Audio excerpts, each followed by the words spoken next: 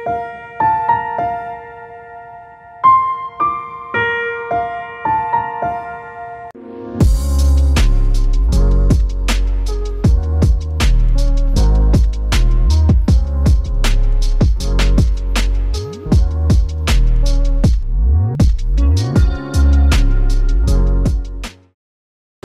To శ్రీఆర్ studios. ఈరోజు మనం మాట్లాడుకోబోయే అంశం ఇవాళ సోషల్ మీడియా ఇన్ఫ్లుయెన్స్ గురించి మనం చాలాసార్లు చెప్పుకున్నాం. సోషల్ మీడియా ఇన్ఫ్లుయెన్సర్లు ఎలా ఉన్నారు, సోషల్ మీడియా ప్రభావం ప్రజల మీద ఎలా ఉంది అనే విషయాల మీద. అయితే ఇప్పుడు సోషల్ మీడియాలో వివిధ ప్లాట్ఫామ్స్, అవి ఇన్స్టాగ్రామ్ కావచ్చు, ఫేస్బుక్ కావచ్చు, వాట్సాప్ కావచ్చు, ఇంకా స్నాప్చాట్ కావచ్చు, ఇటువంటి వాటిని ఉపయోగించుకుంటున్న టీనేజర్స్ అంటే అడాలసెంట్స్ 13-17 సంవత్సరాల మధ్య, దాన్ని కౌమార దశ, యవన దశ అంటారు, ఆడపిల్లలైనా మగపిల్లలైనా. ఈ ఏజ్ గ్రూపులో ఉన్న వాళ్ళు పిల్లలే, వారు ఏ విధంగా ఆ ఉచ్చులో, ఆ నెట్లో పడి తమ జీవితాలని విచ్ఛిన్నం చేసుకుంటున్నారు, ధ్వంసం చేసుకుంటున్నారు, నాశనం చేసుకుంటున్నారు అనే విషయాలకు సంబంధించి ఈ మధ్యకాలంలో ఎక్కువగా చాలామంది మధ్య చర్చకు దారితీసిన చిత్రం అడాలసెన్స్. అది ఒక వెబ్ సిరీస్గా ఇంగ్లీష్లో బ్రిటిష్ ప్రొడక్షన్ కంపెనీ తీసింది. అది ప్రస్తుతం నెట్ఫ్లిక్స్లో ఉంది. అది ఇదే కథ. 13-17 సంవత్సరాల మధ్యలో అడాలసెంట్ వయసులో ఉన్న పిల్లలు ఏ విధంగా ఈ సోషల్ మీడియాలో, ఈ వివిధ రకాల ప్లాట్ఫామ్లలో ఏమేమి మెసేజ్లు చేస్తున్నారు, ఏ విధమైన కంటెంట్ చూస్తున్నారు, ఏ విధంగా తమ స్నేహితుల మధ్యలో ఏ వ్యవహారాలు నడుస్తున్నాయి, వేటిని షేర్ చేసుకుంటున్నారు, ఏవి ఫార్వర్డ్ చేస్తున్నారు, అసలు ఏమేమి వీడియోలు చూస్తున్నారు, ఇలాంటి విషయాలకు సంబంధించి ఈ ప్రభావం ఏ విధంగా ఈ తరాన్ని ఒక భయంకరమైన విష వలయంలో ముంచేస్తోంది అనే విషయం గురించి మనం ఈరోజు మాట్లాడుకుందాం. మీరు కనుక మొట్టమొదటిసారి మా వీడియో చూస్తున్నట్లయితే శ్రీఆర్ స్టూడియోస్ని సబ్స్క్రైబ్ చేసుకోండి. ఈ కంటెంట్ మీకు నచ్చినట్లయితే లైక్ చేయండి, 10 మందికి షేర్ చేయండి.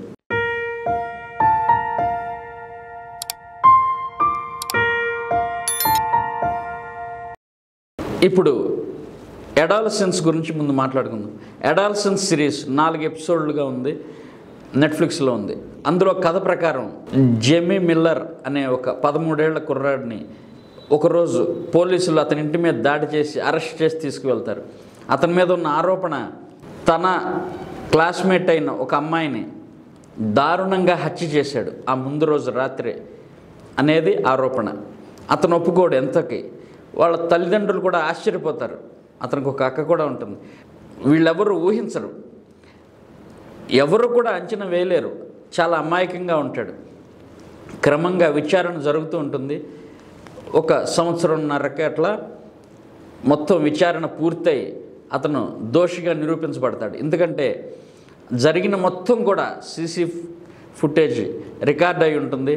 అదే ఆధారంగా అలాగే అక్కడ జరిగే న్యాయ ప్రక్రియ ప్రకారం పూర్తి విచారణ అంతా జరిగి అతనికి తర్వాత ఏం జరుగుతుంది. అయితే ఇక్కడ కథ అతను చేసిన నేరం గురించో, అతనికి పడిన శిక్ష గురించో కాదు. ఇక్కడ తల్లిదండ్రుల పరిస్థితి గురించి, ఆ కుటుంబం ఏ విధంగా సమాజంలో తలెత్తుకోలేని పరిస్థితుల్లో ఒక స్టిగ్మా, ఒక భయంకరమైన తలెత్తుకోలేని అవమానానికి గురై నలుగురిలో పరువు పోగొట్టుకుని అక్కడ ఉండాలా, ఇంకెక్కడికైనా కనిపించకుండా వెళ్ళిపోవాలా, వెళ్ళిపోయిన ఈ విషయం విస్తృతంగా మీడియాలో ప్రచారం లభించడంతో ఎక్కడికి వెళ్ళినా ఇదే విషయం మళ్ళీ బయటపడుతుంది, మళ్ళీ తమ పరిస్థితి మొదటికి వస్తుంది అని వాళ్ళని ఆలోచించడం, బాధపడటం. చివరికి ఆ తండ్రి తనదే తప్పు, తన పిల్లవాడిని సరిగ్గా పెంచలేకపోయాను అని కుమిలి ఏడుస్తుండటంతో ఆ సిరీస్ ముగుస్తుంది. అవును, ఒక్కసారి మీరు ఆలోచించండి. ఇవాళ ఎంతమంది తల్లిదండ్రులు తమ పిల్లల మీద ఈ సోషల్ మీడియా వాడకంలో సరైన నియంత్రణ కలిగి ఉన్నారు అనేది ఒక్కసారి ఆలోచిస్తే అర్థమవుతుంది. వారి చేతుల్లో హై ఎండ్ ఫోన్స్ ఉంటాయి, ఐఫోన్లు ఉంటున్నాయి. వాటిలో సోషల్ మీడియాకి సంబంధించిన అన్ని ప్లాట్ఫామ్లు ఉంటున్నాయి. అది వాట్సాప్ కావచ్చు, ఫేస్బుక్ కావచ్చు, స్నాప్చాట్ కావచ్చు, ఇన్స్టాగ్రామ్ కావచ్చు, ఏదైనా సరే. అయితే ఇక్కడ ఒక్క విషయం మనం గమనించాలి. పిల్లలు అందులో అకౌంట్లు ఓపెన్ చేయడానికి తల్లిదండ్రుల పర్మిషన్ అవసరమా లేదా? ఒకవేళ పర్మిషన్ ఉన్నా దాని మీద వీరికి నియంత్రణ ఉండాలా లేదా? ఒకవేళ ఉన్నా దాన్ని ఎంతసేపు వాడాలి అనే నిబంధన పెట్టాలా లేదా? ఇవన్నీ కూడా ఇవాళ చర్చనీయాంశాలు. అవును, ఒక అడాలసెన్స్ అనే సిరీసే కాదు, ఈ సిరీస్ ఒక రకంగా చెప్పాలంటే ఈ ప్రపంచవ్యాప్తంగా ఎక్కడో ప్రపంచం అంతా, ఈ దేశం అంతా కాదు, మన తెలుగు రాష్ట్రాల్లోనే చూసుకుంటే ప్రతి ఇంట్లో ఉండే కథే ఇది. పరిస్థితులు చేదాటిపోతున్నాయి, చేతులు కాలినా కాకులు పట్టుకుని ఏ ఉపయోగం లేదు. తప్పనిసరిగా మీ పిల్లలు సోషల్ మీడియా అకౌంట్స్ ఏంటి, వాటిలో వాళ్ళు ఏం చేస్తున్నారు, ఏం చూస్తున్నారు, అసలు వాళ్ళకి అవసరమా, వాళ్ళు చేసే పనికి, చదువుకునే చదువుకి, వారు తెలుసుకోవాలనుకునే విషయాలకి, వారి విజ్ఞానం పెంచుకోవటానికి ఈ అకౌంట్స్ అవసరమా అనే విషయం గనక ఖచ్చితంగా మీరు ఆలోచిస్తే, సీరియస్గా తీసుకుంటే మీరు ఎట్టి పరిస్థితుల్లోనూ వాటికి అనుమతించాల్సిన అవసరమే లేదు. ఈ సిరీస్లో ఆ పిల్లవాడు ఏ రకంగా అయితే ఈ ఇన్స్టాగ్రామ్లో వాళ్ళు ఏ గ్రూపుల్లో ఉంటారో, ఏమేమి షేర్ చేసుకుంటారో చూసి సాక్షాత్తు పోలీస్ అధికారి కూడా ఆశ్చర్యపోతాడు. తన కొడుకు అదే వయసులో, ఒక 15 సంవత్సరాల వయసు ఉండే కొడుకు తన తండ్రి పోలీస్ అధికారికి ఈ విషయాలకు సంబంధించిన ప్రాథమికమైన అంశాలు కొన్ని చెప్తే తప్ప ఈయనకు అర్థం కావు. అవును, ఇవాళ పేరెంట్స్ ఎవ్వరికీ కూడా సోషల్ మీడియా భాష తెలియదు, వాళ్ళు వాడే పదజాలం అర్థం కాదు, వారు దేని గురించి మాట్లాడుతున్నారో తెలియదు. అవును, అదంతా వేరే భాష, దానికి చాలా అర్థాలు ఉంటాయి. ఇప్పుడు అందులో అడాలసెన్స్లో వాళ్ళు షేర్ చేసుకునేది మ్యానోస్పియర్ అని, ఇన్సెల్ అని, ఇలాంటి విషయాలు. ఇవి బహుశా ఈ జనరేషన్లో ఉన్న చిన్నపిల్లలకి, అంటే అదే అడాలసెంట్స్కి తెలిసి ఉండొచ్చు, కానీ మనకు తెలియదు వాటి గురించి కానీ, వాటికి సంబంధించిన సమాచారం కానీ తెలుసుకోవాల్సిన పరిస్థితి వాళ్ళు ఉంది. ఎందుకంటే పిల్లలు మాట్లాడే మాటలు కానీ, వాళ్ళు షేర్ చేసుకునే ఎమోజీలు కానీ, వారు పంపించుకునే మెసేజ్లు కానీ, వారు ఒకళ్ళు ఫార్వర్డ్ చేసుకునే వీడియోస్ కానీ, ఇమేజెస్ కానీ, ఎలాంటివి ఎంత అసభ్యకరమైనవి నడుస్తున్నాయి, ఎలాంటి వీడియోలను మీరు చూస్తున్నారు, ఈ విషయాల మీద ఎవరికీ నియంత్రణ లేదు. ఈ సిరీస్లో కూడా ఆ పిల్లవాడు రోజు సమయానికి ఇంటికి వచ్చేస్తాడు, గదిలోకి వెళ్ళి తలుపేసుకుంటాడు, అంతే. తన ఫోన్లో ఏం చూస్తున్నాడో, ఏం చేస్తున్నాడో తల్లిదండ్రులు తెలియదు, బుద్ధిమంతుడు అనుకుంటారు. అవును, ఇవాళ మనందరం కూడా మన పిల్లలు బుద్ధిమంతులనే అనుకుంటాం. వారి చేతుల్లో ఫోన్లో కానీ, వాళ్ళ దగ్గర ఉన్న ట్యాబుల్లో కానీ, వాళ్ళ ముందున్న ల్యాప్టాప్ల్లో కానీ వాళ్ళు ఏం చూస్తున్నారో, ఏం చేస్తున్నారో మనకు తెలియదు. కానీ దానికి ఇండివిజువాలిటీ అని, పర్సనల్ స్పేస్ అని, ప్రైవసీ అని, ఇలాంటి రకరకాల మాటలు చెప్తే తర్వాత బాధపడాల్సింది ఎవరు? అదేదో గొప్ప కల్చర్ అనుకుని, అదేదో సొసైటీలో ఇవాళ పాటించాల్సిన ఒక నియమ నిబంధనలు అన్న స్థాయిలో ఎవరైనా మాట్లాడితే వారిని ముందు వారింట్లో పిల్లలు ఏం చేస్తున్నారో చూడమని చెప్పండి. నేను ఇటువంటి అనుభవాలు ఎన్నో చూశాను. ఒక ఆవిడ ప్రతిరోజు ఫేస్బుక్లో అదే పనిగా అద్భుతమైన సామ్యవాదానికి సంబంధించిన పేజీలకు పేజీలు సమాచారాన్ని, తన విశ్లేషణల్ని విపరీతంగా పోస్ట్ చేస్తూ ఉంటుంది. అయితే తన పిల్లల మీద ఏమాత్రం శ్రద్ధ లేదు.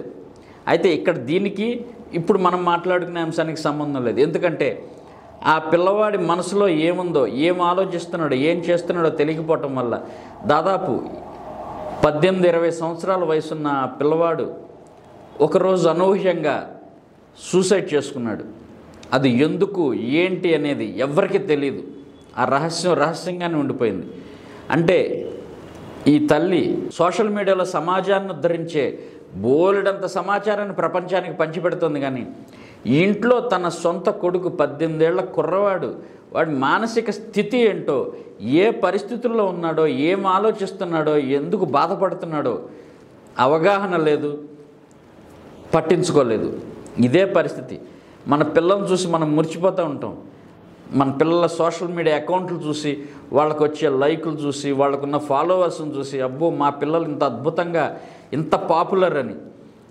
కానీ అది ఒక విష వలయంలో వాళ్ళు చిక్కుకుపోతున్నారని, నానాటికి ఆ ఊబిలో వారు దిగిపోతున్నారని, అది క్రమక్రమంగా ఎటువంటి నేరాలకి, ఘోరాలకి, దారుణాలకి దారి తీయొచ్చు అనే జ్ఞానం, స్పృహ లేకపోతే మనం ప్రోత్సహించకపోయినా సరే తెలిసి తెలియనట్టు ఉండిపోవటము, తెలిసినా పట్టించుకోకుండా ఉండటము, అదేదో పెద్ద విషయం కానట్టుగా నిర్లక్ష్యం వహించటము ఖచ్చితంగా పెద్దవాళ్ళ తప్పే. అదే అడాలసెన్స్ ముగింపు. తండ్రి కొడుకు మంచం మీద పడుకుని వెక్కి వెక్కి ఏడుస్తూ తనని సరిగ్గా పెంచలేకపోయాను అని బాధపడతాడు. అవును, అప్పటికే అంతా అయిపోయింది, జైలు శిక్ష కూడా పడిపోతుంది. మన పిల్లల పరిస్థితి అంతే. ఆ రోజు అంతా అయిపోయిన తర్వాత, ప్రపంచమంతా వేలెత్తి చూపించిన తర్వాత, నలుగురిలో నవ్వుల పాలైపోయిన తర్వాత మనం ఎంత బుకాయించినా, దబాయించినా, సమర్థించుకోవాలనుకున్న ఉపయోగం ఉండదు. ఖచ్చితంగా ముందే నిలవరించాల్సిందే. ఈ విషయంలో కఠినంగా ఉండాల్సిందే. అందుకే పిల్లలకి సోషల్ మీడియా అకౌంట్స్ ఉండాల్సిన అవసరం లేదు. ముఖ్యంగా 13 అంటే అంతకుముందు ఉండాలని కాదు, చిన్నప్పటి నుంచి 17 సంవత్సరాలు దాదాపు డిగ్రీ ప్రొఫెషనల్ కోర్స్ ఏదన్నా చేరేంత వరకు కూడా వారికి సోషల్ మీడియా అకౌంట్స్తో పని లేదు.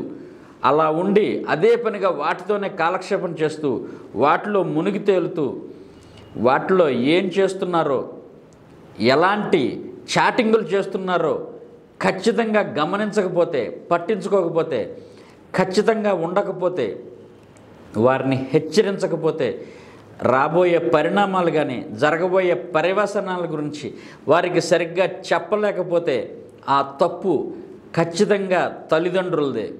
అంతేగాని అదేదో చాలా గొప్ప అన్నట్టుగా తమ పిల్లలు చాలా టెక్నికల్గా అడ్వాన్స్డ్గా ఉన్నారని మురిసిపోతే తర్వాత కుమిలి కుమిలి ఏడవాల్సి వస్తుంది.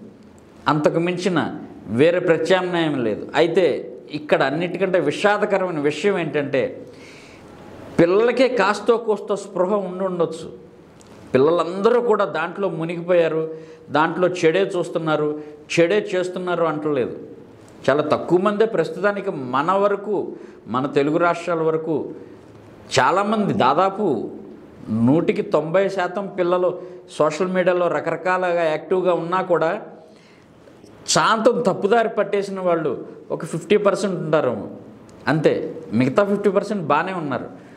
కానీ ఇక్కడ తల్లిదండ్రులే తమ పిల్లలకి అది అవసరమా కాదా అని ఖచ్చితంగా నిర్ణయం తీసుకోవాల్సిన అవసరం ఉంది.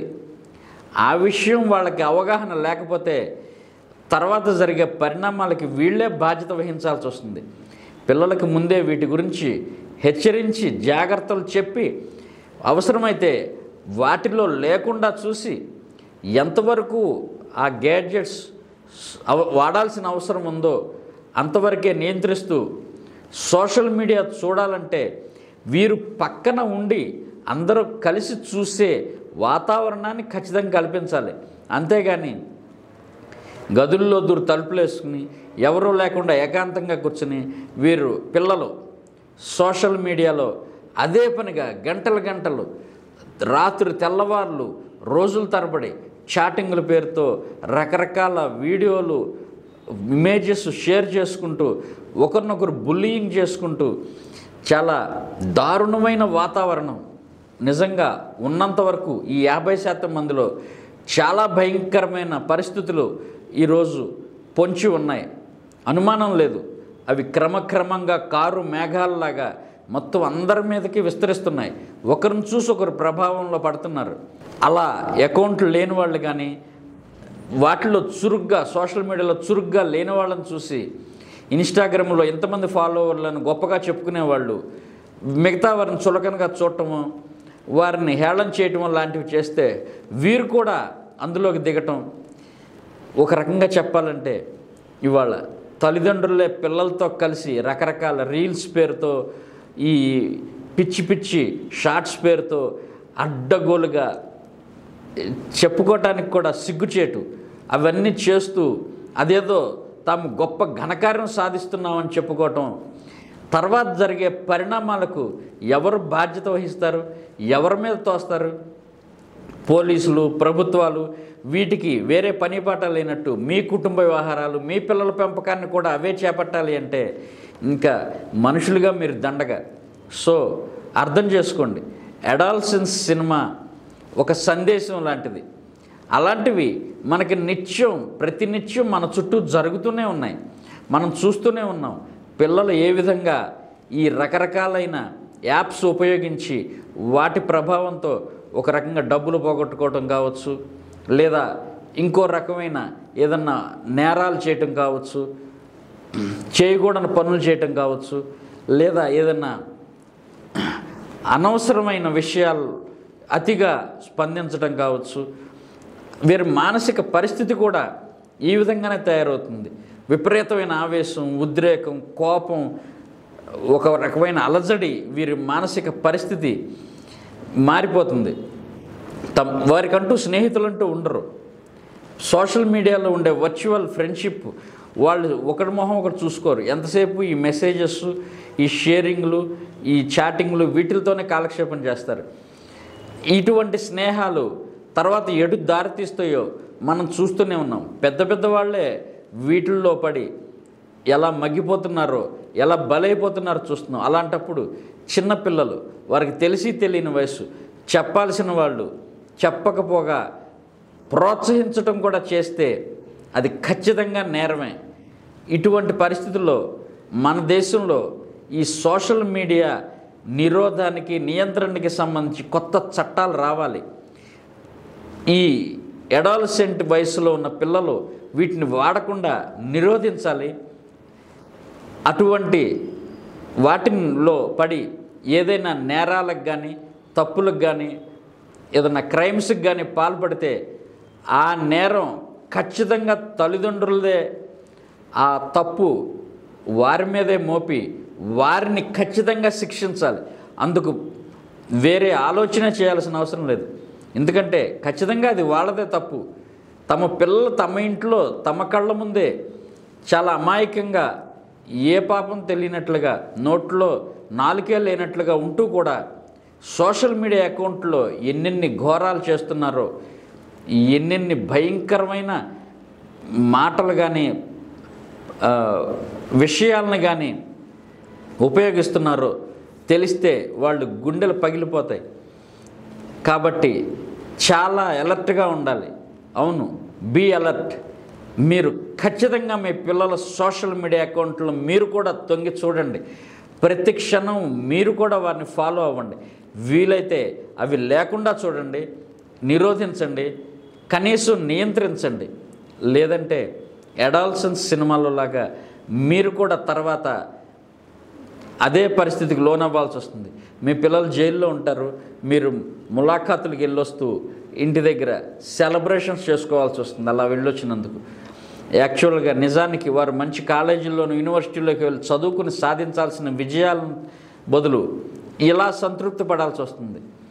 ఇక అలాగే ఇక్కడ వాతావరణం కూడా ఎలా మారిపోయిందంటే, ఈ ముఖ్యంగా చెప్పాలంటే ఈ మమ్మీలు, ఆంటీలు వీళ్ళు ఎలా తయారైపోయారంటే, ముందు వారికి స్పృహ అనేది లేకుండా పోయింది. మంచి ఏదో చెడేదో, దేన్ని సమర్థించాలో, దేన్ని విమర్శించాలో, దేన్ని స్వీకరించాలో, దేన్ని తిరస్కరించాలో వారికే లేని జ్ఞానం, స్పృహ పిల్లలకి ఎలా వస్తుంది?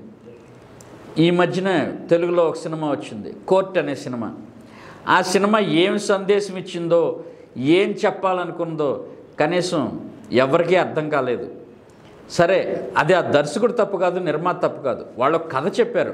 ఆ కథని కథగానే చూడాలి, సినిమాని సినిమాగానే చూడాలి, అంతవరకే. కానీ ఇక్కడ అందులో ఏ పాత్రని తాము సమర్థించాలో, ఏ పాత్ర పట్ల సానుభూతి చూపించాలో కనీసం అవగాహన కూడా లేని లేఖితనం ఈరోజు బ్రహ్మాండంగా చదువుకున్నాం, పెద్ద పెద్ద పొజిషన్లో ఉన్నాం, అద్భుతమైన విజ్ఞానం మా సొంతం అని చెప్పుకుని విర్రవీగే ఈ మేధావి వర్గం కూడా ఆ చట్టాల విషయంలో ఒక పోక్సో చట్టం కావచ్చు, ఇంకోటి కావచ్చు, ఈ టీనేజ్ వయసులో పిల్లల ప్రేమ వ్యవహారాలు కావచ్చు, లేదా వాటి పట్ల చాలా కఠినంగా వ్యవహరించే పెద్దవాళ్ళ గురించి కావచ్చు, వీళ్ళు ఎవరి పక్షం వహించాలనే విషయంలో వీరిలో నెలకొన్న గందరగోళం చూస్తే వీరిని చూస్తే జాలిపడాలో సిగ్గుపడాలో అర్థం కాని పరిస్థితి.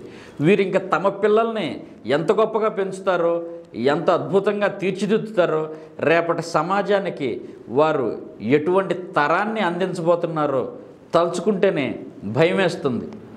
అవును, ఖచ్చితంగా ఈ తప్పు సోషల్ మీడియాలో రకరకాల వెకిల్ చేష్టలు, వెర్రి చేష్టలు, పిచ్చి పనులు చేసే పిల్లలది కాదు, ఖచ్చితంగా తల్లిదండ్రులదే ఆ తప్పు. వారు గనక వారిని నియంత్రించకపోతే, ఈ విషయంలో కఠినంగా వ్యవహరించకపోతే వారిని భవిష్యత్తు తరాలు క్షమించవు. ఈ సమాజం వారి పట్ల ఎలాంటి సానుభూతి చూపించదు. ఇదే ఈరోజు టాపిక్. మీకు గనక ఈ టాపిక్ నచ్చినట్లయితే శ్రీఆర్ స్టూడియోస్ని సబ్స్క్రైబ్ చేయండి, ఈ వీడియోని 10 మందికి షేర్ చేయండి. Thank you.